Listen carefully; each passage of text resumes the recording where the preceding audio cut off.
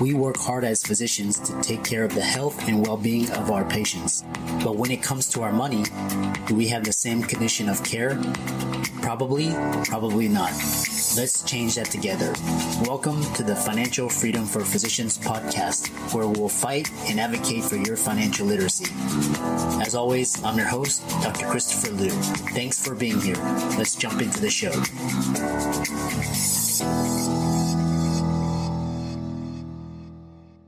This week's episode is sponsored by CityVest. CityVest has quickly become the most popular and best way for doctors to invest in top-performing real estate private equity funds that are usually reserved for institutional investors. This unique access to investing in these institutional funds is available for the first time ever through CityVest's easy and secure online investment platform. CityVest does the hard work of conducting due diligence and vetting the investments. They even get a third-party due diligence report that is posted on their website. As a result of aggregating a several million-dollar investment amount into their access funds, CityVest gains access to investing in the institutional investment and is able to negotiate better investment terms such as a 12% preferred return. You can check them out at cityvest.com or go to the link in the show notes below. Welcome everybody to this week's podcast episode for the Financial Freedom for Physicians podcast. I'm your host, Dr. Christopher Liu. And as you know, we talk about 4 different types of freedom: time, financial, location, emotional freedom. And so we started out with a guest and speaker cohort composed of physicians, but now the brand has grown such that I want to share my message with the world. So hopefully both sides can benefit. So in that light, today we have a special guest, Dwight Heck, and he's helping people to live life on purpose and not by accident. So, which is really interesting. He's going to talk all about the emotional side of freedom, health freedom. So I'll let him introduce himself. So Dwight, welcome. Hi, Christopher. How are you today? Good. It's so glad to have you on the show. And like we were talking backstage, we met through Podmatch, and it's just really these spontaneous, informal discussions that come out. So we're happy to have you. Yeah, I appreciate being on. Yeah. I like how you introed though and said, you want to share your message with the world. And really, at the end of the day, too many of us pigeonhole ourselves into a specific niche of people that we can help. I know I used to do that with my own financial planning practice. And really, at the end of the day, everybody from the poorest person to the wealthiest needs help in understanding their financial goals between their 6 inches between their ears. Because I've found from poor people to wealthy people are just at a higher level of broke. They just don't understand at a higher level, and they have more money to throw around. Doesn't mean that they're living a life on purpose. Yeah. I know we were going to talk all about financial freedom and, performance. And so I'm really interested to hear your story. So tell everybody how you got started and we'll go from there. I got started in the financial industry. I had a consulting company. I'm a serial entrepreneur. And I was just always to the grindstone, giving her, always helping people. I was a single dad. So when I wasn't with my kids at that point in time, I had joint custody, I'd be working, and I'd work stupid hours to a point where it affected my health. And back just after 2001, after 9/11 occurred, I had a severe health challenge happen to myself. And it made me reflect and reevaluate my life, especially when I had a neurologist and my family physician telling me I needed to slow down and find a career that was more in tune with, living life on purpose. Not their words, so it's mine. So struggled, thought, no, I've been working on this industry. I have this company. I have people that rely on me. Pushed through it for about another 6-7 months.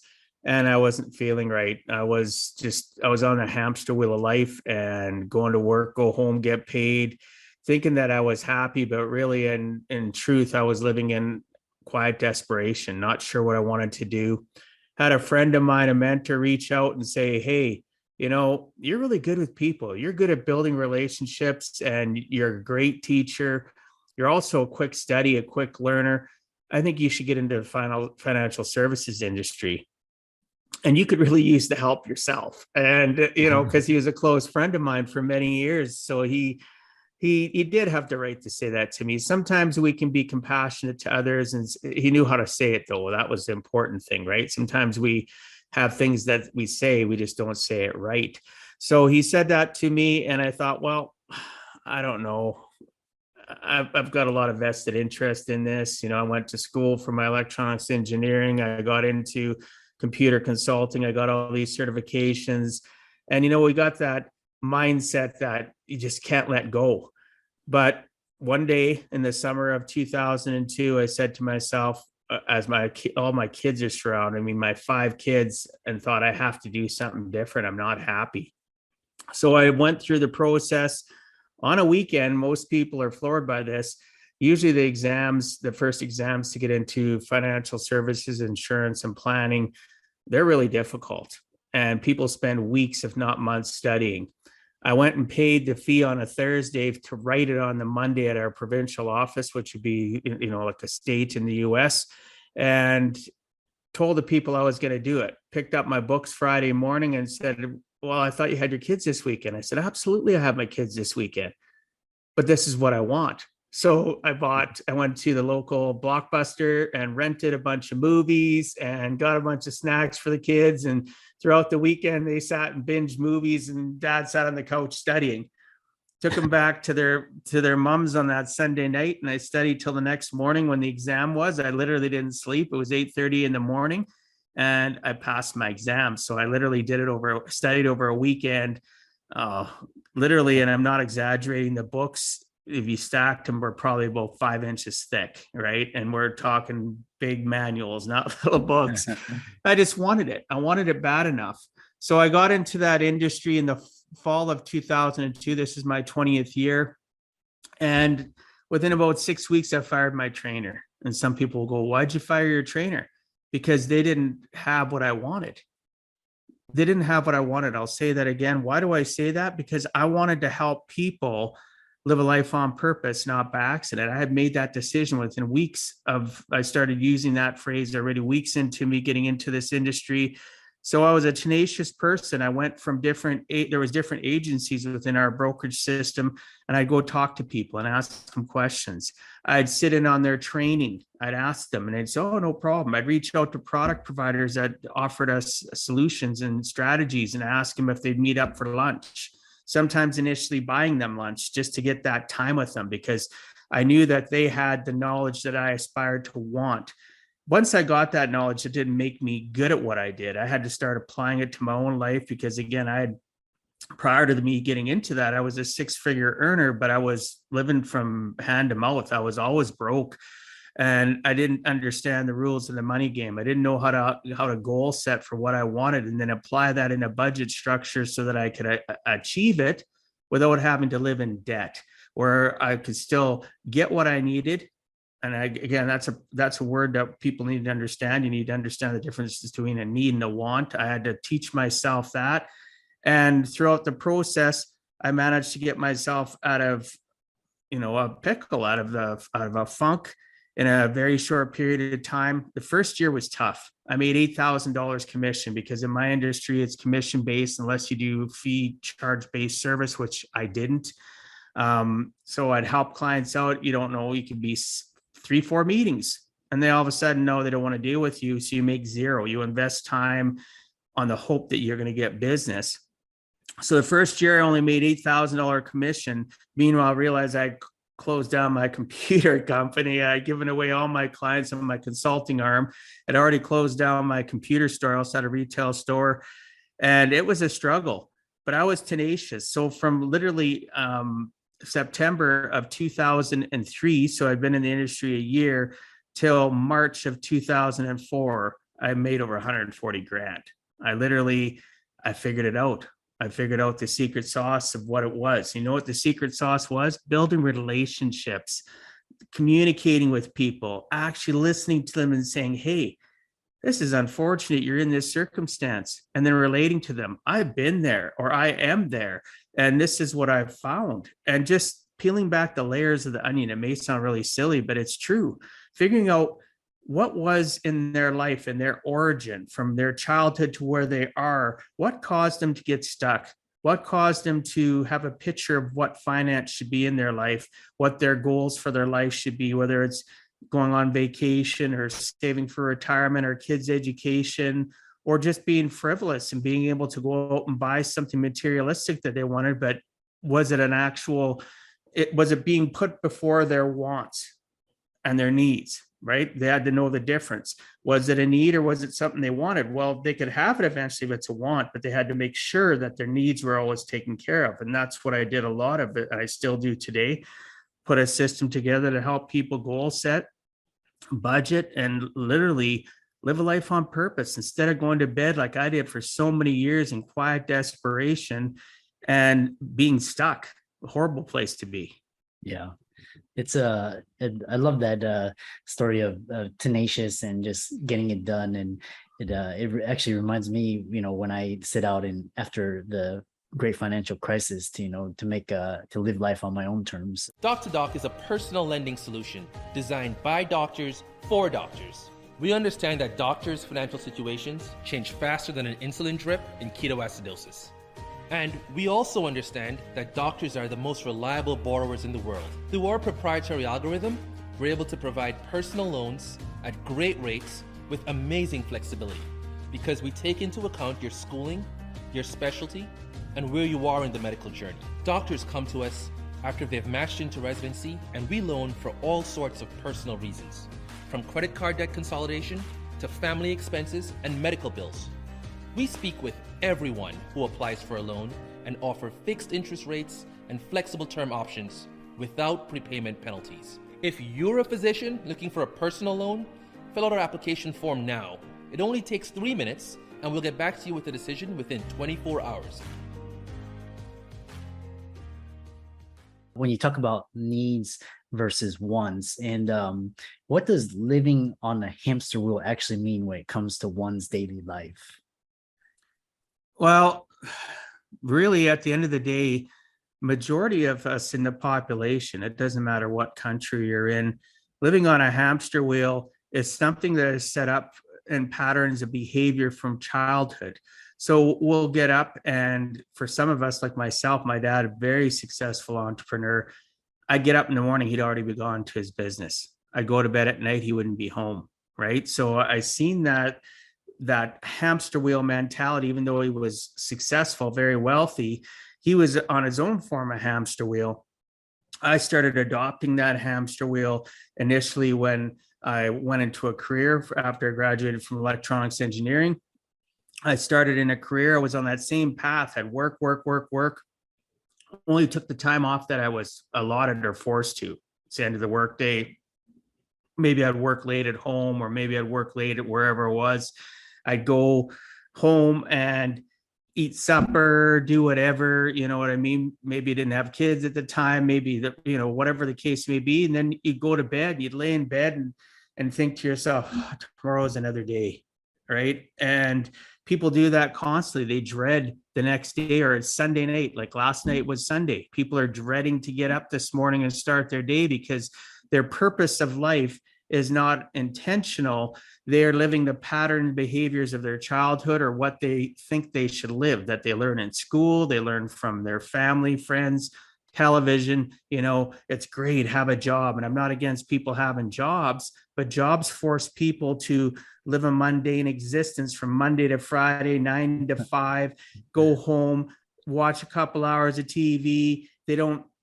Nothing in life up to that point has taught them, hey, what do you want out of life? What do you truly want? And I'm not talking about the school counselor sitting down with you when you're in high school and saying, hey, what do you want to do? Let's figure this out. Oh, you're good at this. What does your dad do? What does your mom do? Oh, you want to do that? Right? There's no real constructive conversation. So they already start in young age on that hamster wheel, and they take those pattern behaviors, they develop them even more of it themselves. They add on to it. Go to work, go home, get paid. They spend, 40 hours a week. They live for the weekends. I hear it all the time from clients still today. They can't wait till the weekend. And I say to them, wouldn't it be nice to live a life where every day is the same? Whether it's Monday to Sunday, it doesn't matter. Well, that's impossible. I said, no, it isn't. It is not impossible. You can live in a career or owning your own business where you're excited. You wake up the next day, you're happy. You go every single day. People will say to me, they'll have conversations about a certain day and I'll go, what day is it? And they'll look at me like I'm crazy. Well, because I get up and I have a purpose. Oh, I want today to be a day where it's not, today's Monday. I want it to be Saturday. Guess what? I make it a Saturday because I've put in the right things in place so that I'm not living on that hamster wheel. I'm living on my own path to what I want out of life. And again, it's not easy. People think it's easy. I work on it every single day. Do I have bad moments? Absolutely. That's another thing that I coach on is never ever tell yourself you have a bad day. There's simple little steps I go through and I coach and teach people and I live them myself. I'm not perfect at it. I do have bad circumstances and days that happen, but I never ever have a completely bad day, right? How do you stay off a hamster wheel? Change your mindset, change the associations of people, things you listen to, things you read, things you watch.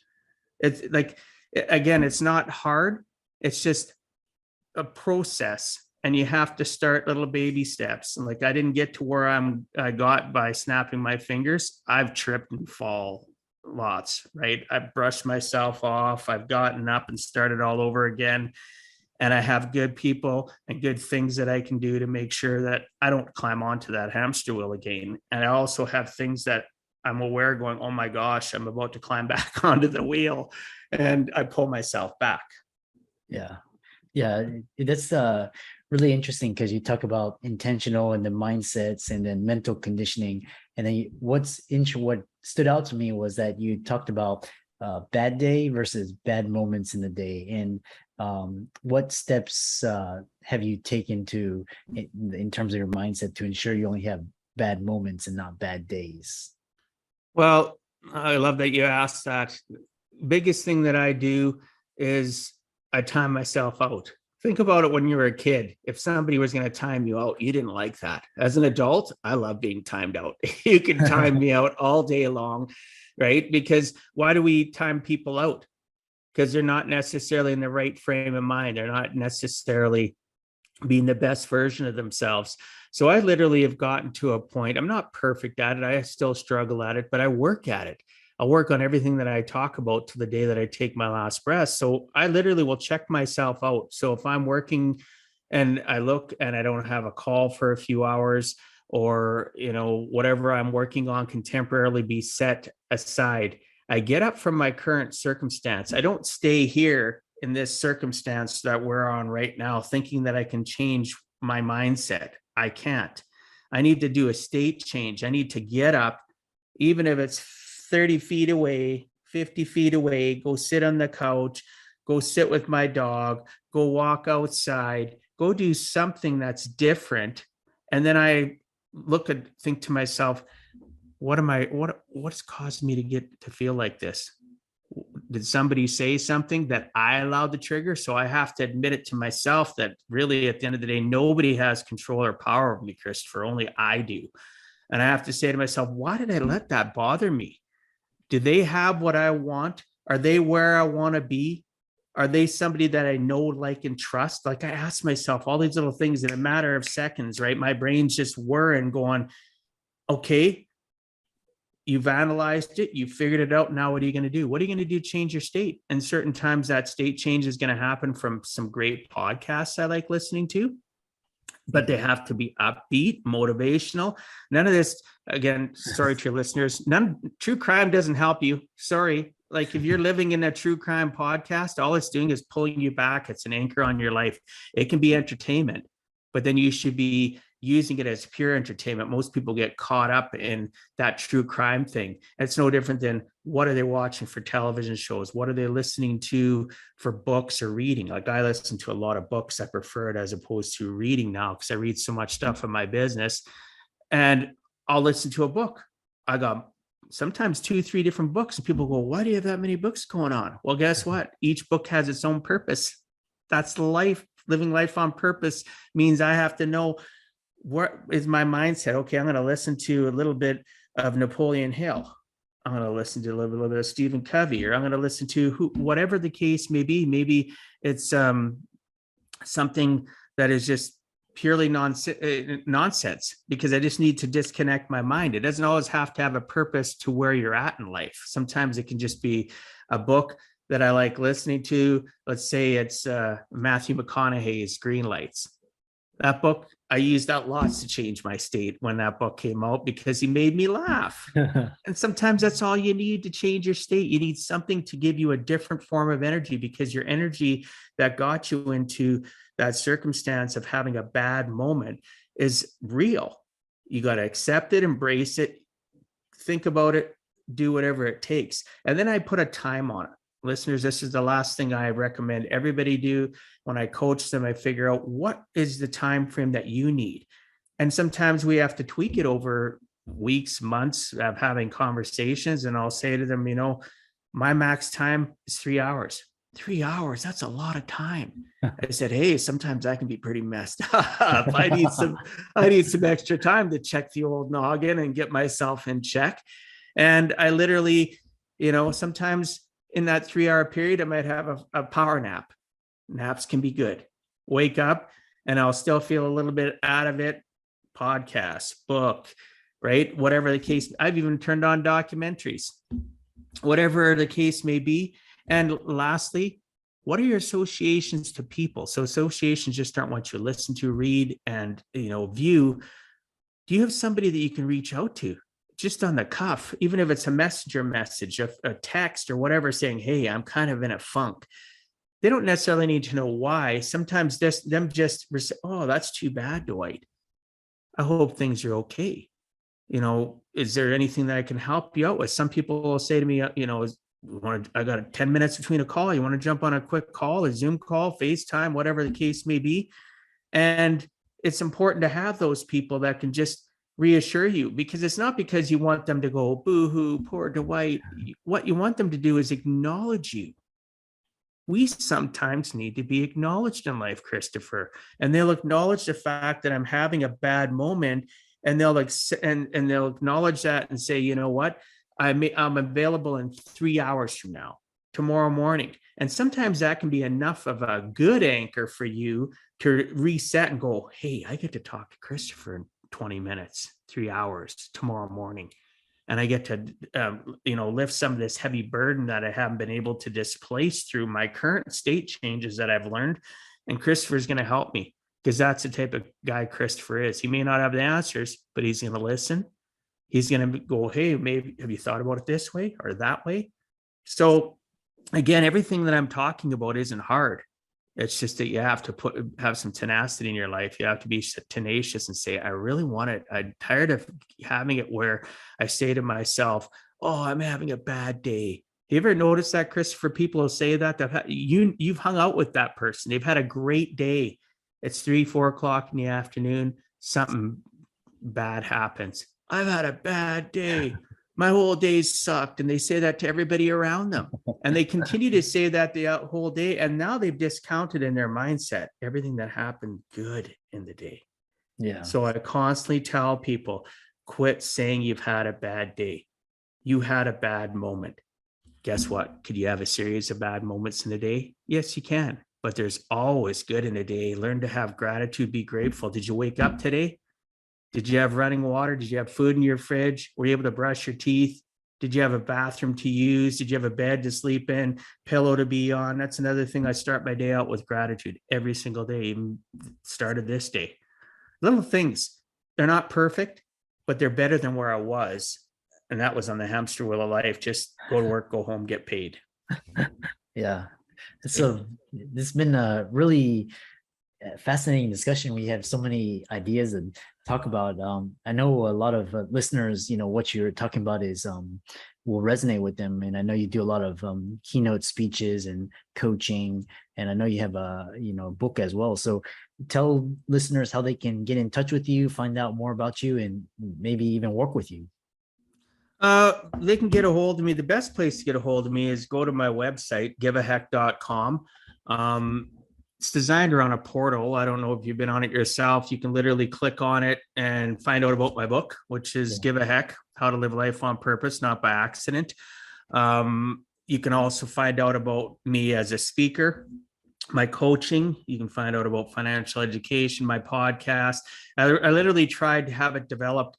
A good friend of mine that owns a company, we had lots of discussions around it. Didn't want it to be flashy, but I wanted it to be purposeful.